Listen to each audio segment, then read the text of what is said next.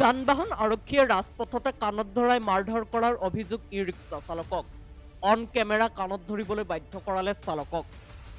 আৰক্ষীক যিমান সাধাৰণ জনতাৰ প্ৰতি সহনশীল হ'বলৈ সকীয়াই দিছে মুখ্যমন্ত্ৰীয়ে, তাৰ বিপৰীতে আৰক্ষীয়ে অভব্য আচৰণহে কৰিব ধৰিছে সাধাৰণ জনতাক।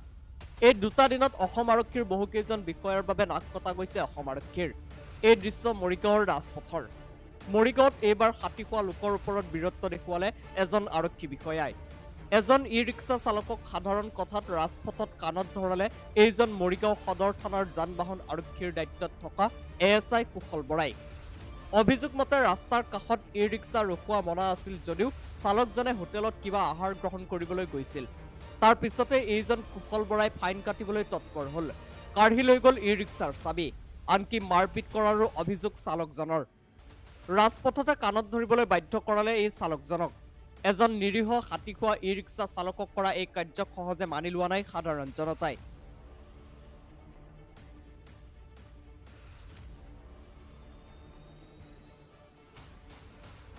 ইতিমধ্যে ৰিজাৰ্ভ ক্লোজ কৰা হৈছে ASI কুশল বৰাক। News desk, insight India.